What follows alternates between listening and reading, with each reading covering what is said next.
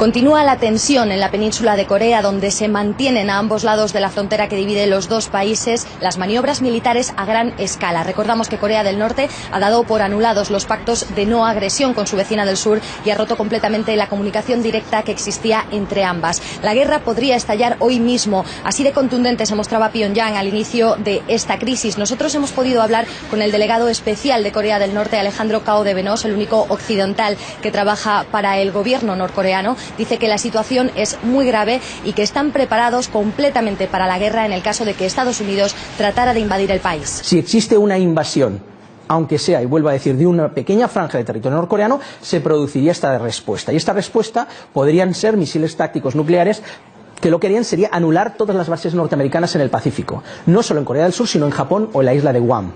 Así que esto está todo listo y preparado a la espera por si sucediera este tipo de agresión. Esta crisis se ha desatado de Corea del Norte y por las actividades relacionadas con el desarrollo de tecnología de misiles de largo alcance, algo que ha sido interpretado como un desafío por la comunidad internacional y que ha provocado duras sanciones de Naciones Unidas, las más duras nunca impuestas a otro país, encaminadas, dice Naciones Unidas, a provocar un mayor aislamiento de Corea del Norte y a dificultar sus relaciones económicas y comerciales. Corea del Norte, sin embargo, defiende que son actividades disuasorias para garantizar su supervivencia frente a Estados Unidos.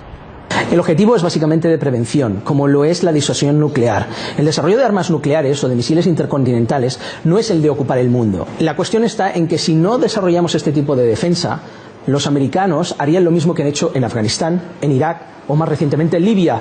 Todo el mundo y todo el ejército está volcado para mostrar a los Estados Unidos que si atacan habrá una respuesta contundente y que Corea del Norte no será Irak. Sobre este conflicto militar, bélico y diplomático hemos podido hablar con el delegado especial de Corea del Norte, Alejandro Cao de Benós, pero también con él hemos tratado de aproximarnos, de acercarnos más a la realidad de uno de los países más crípticos y desconocidos del mundo. Además, el Consejo se comprometió a tomar duras medidas contra el país por este hecho y, por su parte, Pyongyang indicó que son los Estados Unidos y Corea del Sur que tienen culpa por el fallo del proceso de denuclearización en la península y por eso los acuerdos tienen más potencia y deben ser anulados. Algunos expertos creen que estas sanciones crean un ambiente muy tenso, ya que Corea del Norte se siente legitimada para atacar debido a que piensa que Estados Unidos está usando las bases de su vecino surcoreano. Escuchemos.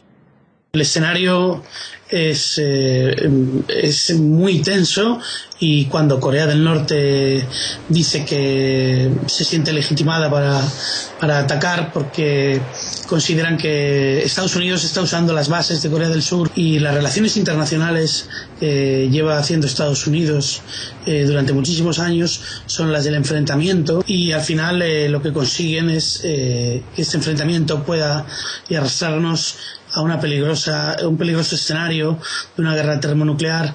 Paso a paso, así es como Kim Jong-un y Donald Trump podrían desatar la Tercera Guerra Mundial.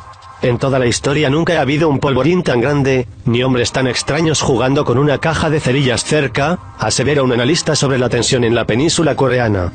Con o sin ayuda de Donald Trump, Kim Jong-un podría fácilmente hundir el planeta en su Tercera Guerra Mundial en un siglo, que sería mucho más destructiva que las dos primeras, estima el periodista Sean O'Grady en un artículo para el diario británico The Independent.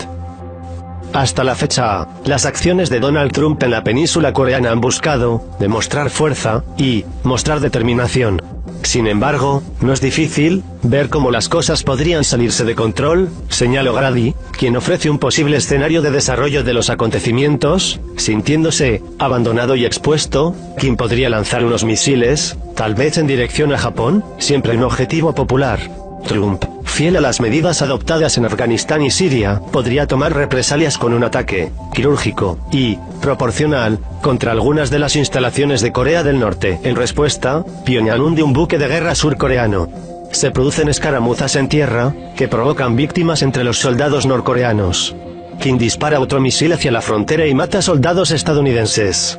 Trump responde con bombardeos convencionales contra edificios gubernamentales y las estatuas del padre y del abuelo del líder norcoreano. Kim ve a su régimen letalmente amenazado. Ahora, no ve ninguna alternativa, nada que perder. Libera sus enormes fuerzas convencionales con la esperanza de que los estadounidenses retrocedan y lo dejen en el poder. Los tanques invaden la zona desmilitarizada, los soldados estadounidenses son masacrados. Estados Unidos está plenamente involucrado en el conflicto, al que se van uniendo también otros actores. La Segunda Guerra de Corea habrá comenzado, y de allí, la Tercera Guerra Mundial no está muy lejos, alerta el periodista. El polvorín más grande de la historia. Esta vez, prosigue O'Grady, no hay escasez de municiones, pues en ese rincón del mundo se encuentran las fuerzas militares más grandes y poderosas del planeta, Estados Unidos, Rusia, que tiene frontera terrestre con Corea del Norte, China, Corea del Sur, con sus crecientes fuerzas armadas, y por supuesto Corea del Norte, con su vasto ejército y toda la tecnología nuclear y de misiles que haya podido desarrollar. También está Japón que, aunque técnicamente ha limitado sus fuerzas armadas a la autodefensa, no necesitaría mucho tiempo para desarrollar la tecnología nuclear si le surgiera la necesidad. En toda la historia humana nunca ha habido un polvorín tan grande, ni hombres tan extraños jugando con una caja de cerillas cerca de él, asevera el autor del artículo. Y es que Kim Jong-un no es un loco, pero sí piensa que no tiene nada que perder, y que Estados Unidos puede hacer con él lo que hizo con Saddam Hussein o Muammar Gaddafi, que lo detendría para no llevarse consigo a unos cuantos millones de coreanos y japoneses, además de unos cuantos miles de soldados yanquis. Se pregunta el analista. Al mismo tiempo, añade, si Trump siente que no tiene ninguna otra alternativa que lanzar un ataque quirúrgico, las consecuencias serían incalculables. Un coste sin precedentes, en el caso de estallar un conflicto armado, el coste en vidas humanas y a nivel económico, no tendría precedentes. Dependiendo de cómo se desarrollan los acontecimientos, millones morirían, unos cuantos más resultarían heridos y economías enteras quedarían devastadas, pronostica O'Grady. Por otro lado, augura que no habría reconstrucción posible del invierno nuclear tóxico que llegaría a Japón y Corea del Sur en caso de producirse un enfrentamiento bélico a gran escala. Finalmente, en cuanto a las consecuencias económicas que tendría, sostiene que la última crisis financiera quedaría en nada en comparación con la devastación que originaría esta Tercera Guerra Mundial, que se convertiría también en el conflicto más global de la historia, porque nuestro mundo es ahora más interdependiente que nunca, advierte el periodista.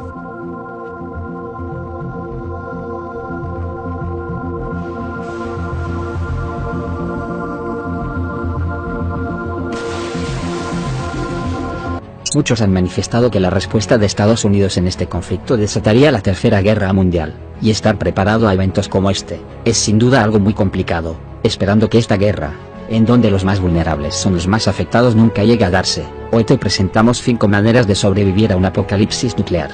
¿Estás listo? Pues comenzamos.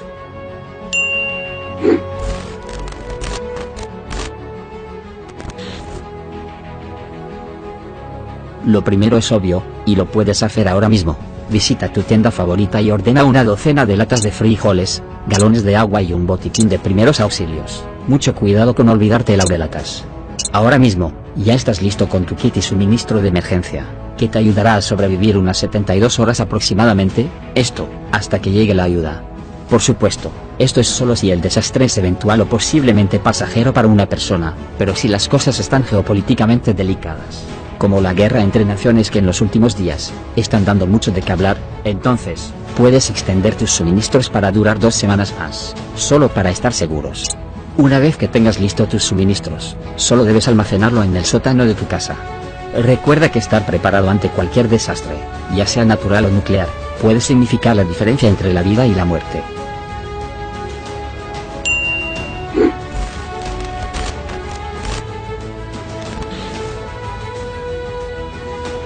La evacuación o alejarte del epicentro del ataque es la opción más atractiva cuando la amenaza de bomba está muy cerca de ti. Por ejemplo, si vives cercano a una infraestructura militar o a edificios gubernamentales, ten por seguro que serás un objetivo bastante caliente. Así que, si sientes la tensión y un mal presentimiento, puedes salir corriendo a las colinas, pero con un claro temor de que podrías ser el blanco de un misil inminente.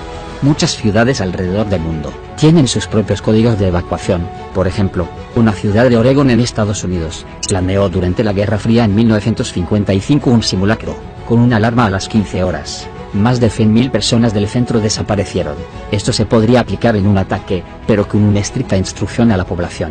De lo contrario, todo podría terminar en un enorme tráfico atascado y el establecimiento de un invierno nuclear, en donde la mayoría de la población padecería.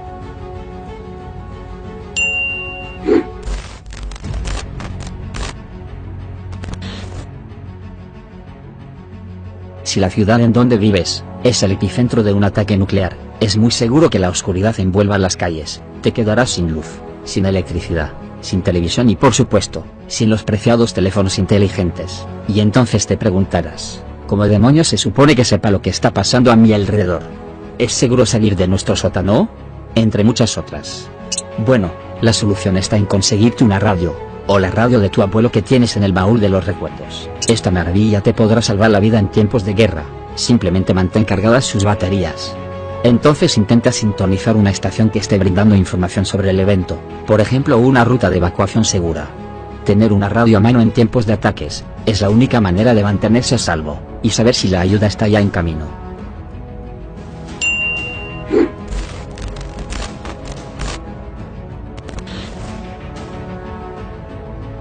Bueno, supongamos que te encuentras en un edificio cualquiera, y te encuentras a salvo por ahora. Sin embargo, no cuentas con una fuente de agua potable, y al parecer, la ayuda podría tardar. Entonces, ¿dónde puedes conseguir agua para tomar?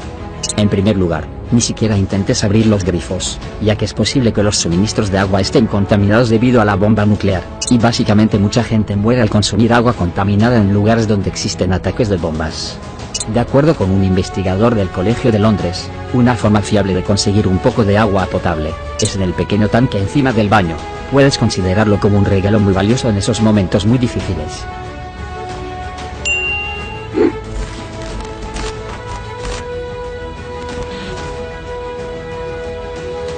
El hecho de que haya sobrevivido a la primera explosión no significa que el juego haya terminado. El arsenal nuclear mundial tiene alrededor de 15.000 cabezas nucleares. Y si todavía estás vivo, entonces esa primera bomba pudo haber fallado en su misión. Aunque la mayor parte de la radiación decae después de 24 horas, podría haber una nueva dosis de lluvia y fuego del infierno dirigiéndose en camino. Esto es especialmente posible si vives en una ciudad grande. Así que antes de sacar la cabeza afuera por un poco de aire fresco, tal vez podrías escuchar la radio de tu abuelo una última vez, para asegurarte de que definitivamente es muy seguro salir por un poco de aire. Corea del Norte fue producto de la Segunda Guerra Mundial y de la anexión japonesa. La Guerra de Corea produjo dos estados diferentes, el uno comunista y el otro capitalista. Hoy Corea del Sur es una de las potencias económicas más importantes y globalizadas del planeta. Su importancia en el comercio y la amenaza de su hermano del norte han hecho que Corea del Sur tenga, al igual que el norte, uno de los ejércitos más poderosos del planeta. Según la escala militar de Firewall Power, Corea del Norte se encuentra en el puesto número 26, mientras que el sur está en el puesto número 11 concretamente. La familia Jong ha gobernado el país prácticamente desde su existencia, siendo Kim Jong-un el nuevo líder del país desde el año 2011, cuando tomó el lugar de su padre que falleció, siendo uno de los líderes más jóvenes del planeta a cargo de un país empobrecido, pero al mismo tiempo uno de los más militarmente fuertes del planeta. Es el líder más hermético del mundo, realizó sus estudios en Suiza y habla alemán, inglés y coreano. Es el cuarto y último hijo de su padre, Kim Jong-il, que gobernó Corea del Norte durante décadas. Muchos tachan al líder norcoreano de loco e impredecible. Sin embargo, los más expertos en psicología y hasta en política internacional saben que Kim Jong-un está aplicando medidas para perpetuarse en el poder y no se ha removido tanto por sus enemigos externos como internos. En los enemigos externos tenemos a los Estados Unidos, Corea del Sur y Japón, ambos países aliados de Estados Unidos en la región Asia-Pacífico, y dos países clave para contrarrestar la influencia china en la región. China, el único aliado de Pyongyang, controla el 90% de la economía norcoreana. Es por eso que Washington cree que Beijing tiene suficiente poder como para poner un alto al programa atómico de Corea del Norte. Pero la verdad es que China no posee ese freno.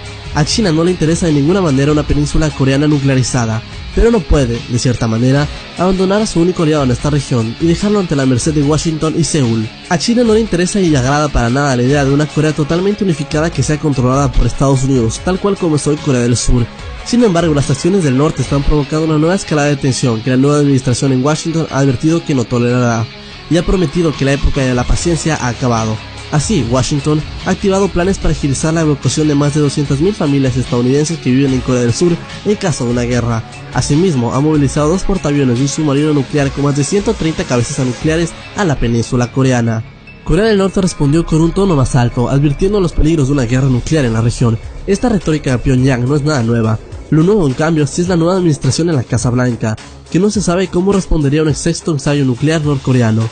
Por primera vez en la historia, la Casa Blanca confirmó que la posibilidad de un conflicto a gran escala con Corea del Norte era posible, y que todas las opciones estaban sobre la mesa, incluida la opción militar.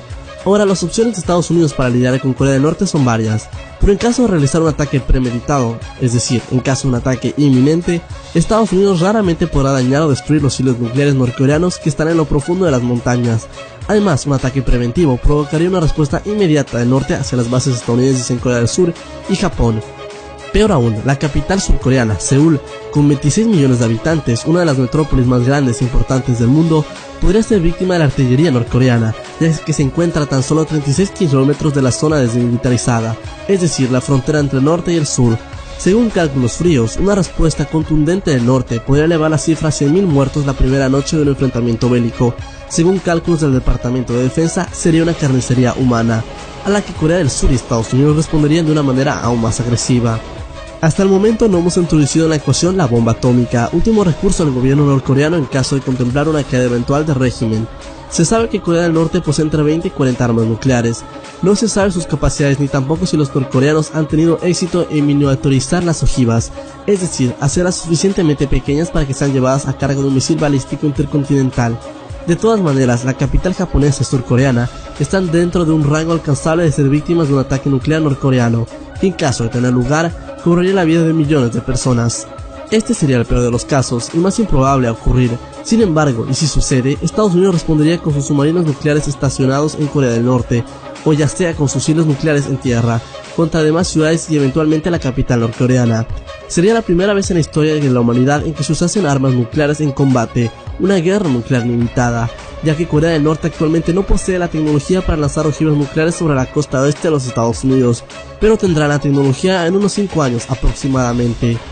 China no se quedará de manos cruzadas ante un nuevo conflicto en la región, tomará partido y si es necesario mandará tropas y su ejército para evitar un colapso de Corea del Norte, por una simple y sencilla razón: 22 millones de norcoreanos que se encuentran en el limbo en caso de un colapso del régimen norcoreano, 22 millones de refugiados norcoreanos que irán a China para buscar comida, agua y refugio. Corea del Sur, sin duda, sería económicamente impactada por la guerra. Las pérdidas económicas de un nuevo conflicto en la península coreana se deberían a los miles de millones de dólares. Este conflicto podría desatar una recesión económica en Corea dependiendo de los daños. Está más por decir que este conflicto desataría una ola de dudas en los inversionistas, por lo que en los próximos días al inicio de las acciones militares, las bolsas alrededor del mundo amanecerían en rojo, sobre todo en China, Japón, Corea y Estados Unidos. La pérdida de vidas, la inestabilidad global y demás prospectos arrojarían a los mercados en rojo durante un tiempo considerable, el tiempo que dure el conflicto, que no tenemos ni la menor idea de cuánto podría durar ante un evento así. Una guerra en la península coreana sería una situación de pérdida para todos los bandos, tanto Corea del Norte y China como Corea del Sur y Estados Unidos.